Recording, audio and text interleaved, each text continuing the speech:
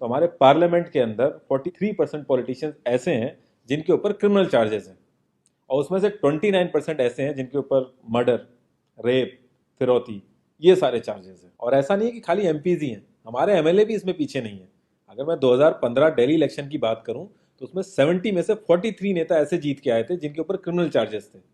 और अगर करंट की बात करें तो 37 एमएलए ऐसे हैं जिनके ऊपर क्रिमिनल चार्जेस हैं। और ये ऐसा नहीं है कि किसी ने आरोप लगा दिया या एफआईआर है, ये वो चार्जेस हैं जो सुप्रीम कोर्ट के अंदर फ्रेम हो चुके हैं। मतलब पुलिस गई है वहां पे, उसको एविडेंस कंफर्म हुए हैं, आई विटनेसेस मिले हैं, ये वो चार्जेस हैं। ये प्रॉब्लम तो बहुत ही छोटी सी है कि पार्टीज क्रिमिनल्स को टिकट ना दें और लोग क्रिमिनल्स को वोट ना दें, लेकिन इस छोटी सी प्रॉब्लम के लिए 1999 से लड़ाई चल रही है और अभी तक इसका सोल्यूशन नहीं हुआ है। 1999 में एसोसिएशन फॉर डेमोक्रेटिक रिफॉर्म, जिसे एडीआर नाम से ज्यादा जानते हैं लोग, इन्होंने जो भी क्रिमिनल्स हैं पॉलिटिक्स में, इनके लिए एक पीआईएल डाली दिल्ली हाई कोर्ट में, और दिल्ली हाई कोर्ट ने उसको एक्सेप्ट भी कर लिया। जब दिल्ली हाई कोर्ट ने ये पीआईएल एक्सेप्ट की थी तो ये चीज़ वहीं ख़त्म हो गई थी। ये जो नेता जिन्हें हम जिता के लाते हैं ना, ये सब लोगों ने मिल के उस पीआईएल के अगेंस्ट में सुप्रीम कोर्ट में अपील कर दी। जब सुप्रीम कोर्ट से भी इनकी अपील खारिज हो गई तो हमें वो देखने को मिला जो हमने कभी नहीं देखा था, ये सारी पार्टियां एक हो गई। जब हमारे देश की सिक्योरिटी की बात आती है, उरी अटैक हो गया, बालाकोट हो गया, या हमले वाली सिचुएशन बनती है, तब भी ये पार्टियां एक नहीं होती। लेकिन इस चीज़ के लिए ये सारी पार्टियां एक हो गई थी, और ये सारी चीज़ें एक ही जगह आके फंस जाती हैं।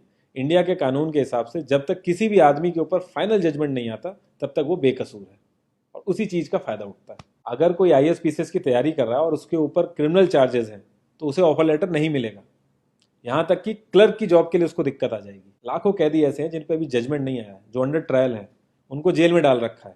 तो ये सारी चीज़ें जो एप्लीकेबल होती हैं सिर्फ पॉलिटिशियंस के लिए होती हैं, बाकी किसी के लिए नहीं। इतने बड़े सांसदीय क्षेत्र में पार्टियों के लिए इतना मुश्किल हो जा रहा है ऐसा कैंडिडेट ढूंढना जिसका कोई क्रिमिनल रिकॉर्ड ना हो। एडीआर की रिसर्च के हिसाब से क्रिमिनल कैंडिडेट के चांसेस 3 गुना ज्यादा होते हैं जीतने के क्लीन कैंडिडेट के मुकाबले। एक क्रिमिनल कैंडिडेट मनी और मसल पावर का परफेक्ट कॉम्बो बन जाता है। पार्टी के लिए फंडिंग इकट्ठी करनी हो, self financing, black money, campaigning के लिए फाइनेंस इकट्ठा करना हो, हर एक चीज में माहिर होते हैं। इसलिए पॉलिटिकल पार्टीज की ये पहली पसंद बन जाती है। पहले लोग इतनी डिमांड में नहीं थे, पहले वही भीड़ इकट्ठी करना, बूथ कैप्चरिंग, इन्हीं सब चीज़ों तक ये लोग लिमिटेड थे। लेकिन ये जैसे से इनकी वर्सेटैलिटी बढ़ती गई, ये पॉलिटिकल पार्टीज की पहली पसंद बनते गए। यार पार्टीज की मजबूरी तो समझ में आती है, लेकिन कास्ट और सिस्टम फेलियर की वजह से लोगों की भी मजबूरी बन जाती है इनको वोट देना। आज की डेट में यार एफआईआर करने के लिए भी आपको जुगाड़ की जरूरत होती है, लेकिन वहीं अगर आप अपनी कास्ट वाले नेता के पास जाओगे तो आपका काम हो जाएगा, थोड़ा बहुत आपका हिसाब किताब देखेगा, आपका काम कर देगा वो। तो ये जो सिस्टम कमजोर है, ये मजबूर करता है लोगों को इन लोगों को वोट देने के लिए, और ये लोग पूरा ध्यान रखते हैं कि ये सिस्टम कभी स्ट्रांग ना हो। अगर तुम क्लोजली ऑब्जर्व करो तो हर नेता यही तो समझाने की कोशिश कर रहा है कि सिस्टम सारा खराब है, सिस्टम में ये कमियां हैं, और मैं तुम्हें इस सिस्टम से बचा लूंगा। और गरीबों के हक के लिए लड़ते लड़ते लड़ते वो खुद अमीर हो जाता है। यार जीतने का एक सुपर हिट फॉर्मूला है, एक एरिया डिसाइड करो, उस एरिया की कास्ट कैलकुलेशन कर लो, जो कास्ट मेजोरिटी में है उसका रॉबिन हुड टाइप या एक बाहुबली टाइप एक नेता खड़ा कर दो। जो सिस्टम काम नहीं कर पा रहा है वो काम तुम करने लगो, लोग तुम्हें वोट देने लगेंगे। इन केस अगर कोई ज़्यादा होशियार बन रहा है या लोगों में ज़्यादा समझ आ गई है तो एक छोटा सा दंगा करा दो, लोगों की मजबूरी बन जाएगा तुम्हें वोट करना।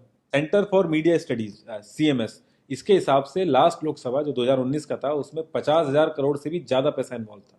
पूरे वर्ल्ड में इंडिया सबसे ज़्यादा पैसा खर्च करता है इलेक्शन में, यूएसए से भी ज़्यादा। तो यार तुम्हें क्या लगता है, इतना पैसा खर्च करके कोई जब आएगा तो वो रिटर्न ऑफ इन्वेस्टमेंट नहीं देखेगा? ऐसे ये सारी पार्टीज आपस में कितना लड़ती रहती हैं, कितने वैचारिक मतभेद हैं इनके आपस में, लेकिन जब भी ट्रांसपेरेंसी इन पार्टी फंडिंग की बात आती है ये सब लोग एक जैसा राग अलापते हैं। ये लोग कभी भी पार्टी फंडिंग में ट्रांसपेरेंसी आने ही नहीं देंगे। एक बार जब ये लोग पावर में आते हैं ना तो पूरा का पूरा सिस्टम इनके हिसाब से चलता है, और जो पुलिस वाले इनके हिसाब से नहीं चलते ना उनका ट्रांसफर हो जाता है। 144 पुलिस ऑफिसर्स 1 लाख लोगों की सिक्योरिटी देख रहे हैं, और जब हमारे नेताओं की बात आती है तो 47,000 पुलिस वाले 14,842 नेताओं को सिक्योरिटी दे रहे हैं। अब बाहुबलियों को क्या जरूरत है सिक्योरिटी की? कभी किसी क्रिमिनल को देखा है जिसके आगे पीछे आईएएस पीसीएस पुलिस वाले जी हजूरी कर रहे होते हैं? बहुत ही वर्स्ट सीन होता है वो। हर साल रिपोर्ट्स आती हैं कि 75% से भी ज्यादा लोगों को पुलिस पे भरोसा ही नहीं है। इंडिया एक लौती ऐसी जगह है जहां पे पुलिस को देख के इंसान सेफ फील करने की बजाय डरता है। एक 15 साल के बच्चे तक को पता है कि आईपीएल में सट्टा लगाने के लिए किसके पास जाना है, लेकिन हमारी पुलिस को नहीं पता। और ये सारा सिस्टम, ये जो वीक सिस्टम है, हमारे नेताओं को बहुत सूट करता है, क्योंकि जिस दिन ये स्ट्रांग हो गया तो इन सब की दुकानें बंद हो जाएंगी। इंडिया की 65% आबादी 35 की एज से नीचे है। जो हमारा लोकसभा है उसकी एवरेज एज है 54 और राज्यसभा की एज 63.5 है। एक दो केस अगर छोड़ दें तो आम आदमी के लिए पॉलिटिक्स में घुसने का रास्ता नहीं है। अगर आप गूगल पे सर्च करोगे ना टॉप 10 यंग पॉलिटिशियंस, तो एक भी नाम उसमें ऐसा नहीं होगा जिसका कोई फैमिली से पॉलिटिकल कनेक्शन ना हो। आज़ादी के बाद से 0.5% से भी कम पॉलिटिशियंस ने अपने बच्चों को आर्मी में भेजा है। वहां नहीं भेजते ये लोग। हम लोग इनसे मैनिफेस्टो में डिमांड ही कहाँ करते हैं। हम तो बस रिलीजियस मुद्दे देखते हैं मैनिफेस्टो में और खुश हो जाते हैं।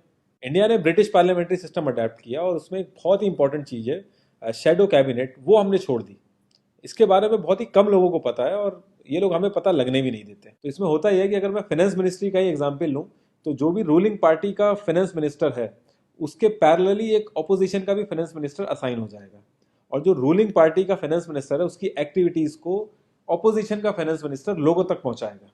और इसी तरीके से हर डिपार्टमेंट में होता है और लोगों के लिए बड़ा बेनिफिशियल रहता है ये। क्योंकि छोटे से छोटे काम के लिए हमारे इंडिया में बहुत सारी मिनिस्ट्री इन्वॉल्व रहती हैं, तो एक्चुअल में किस नेता की गलती है पता ही नहीं चल पाता है। इस तरीके के बहुत सारे कॉन्सेप्ट हैं जो हम लोगों को पार्टी से मैनिफेस्टो में डिमांड करने चाहिए, क्योंकि हम लोग तो हमेशा मंदिरों और मस्जिदों के लिए ही लड़ते हैं। ये सारी चीजें एकदम से तो सही हो नहीं जाएंगी, लेकिन एक चीज हमारे हाथ में है कि यार हम कम से कम किसी क्रिमिनल को तो वोट ना दें। और ऐसा तो होता नहीं कि सारे के सारे लाइन से क्रिमिनल ही खड़े हो जाते हैं। हमें बस इतना करना है कि जो भी कैंडिडेट क्रिमिनल है हमें बस उसे वोट नहीं देना है, भले ही वो हमारी फेवरेट पार्टी का हो, भले ही वो हमारी कास्ट का हो। बस एक दो बार हमें ऐसे करना, फिर इन लोगों को टिकट ही मिलना बंद हो जाएगा पार्टियों से। जितनी रिसर्च हम अपना मोबाइल फोन खरीदने में करते हैं ना, उसकी 10% रिसर्च भी अगर हमने अपने कैंडिडेट के बारे में कर ली तो ये क्रिमिनल जितने भी हैं पार्लियामेंट में नहीं दिखेंगे, ये वहीं दिखेंगे जहां इनको होना चाहिए।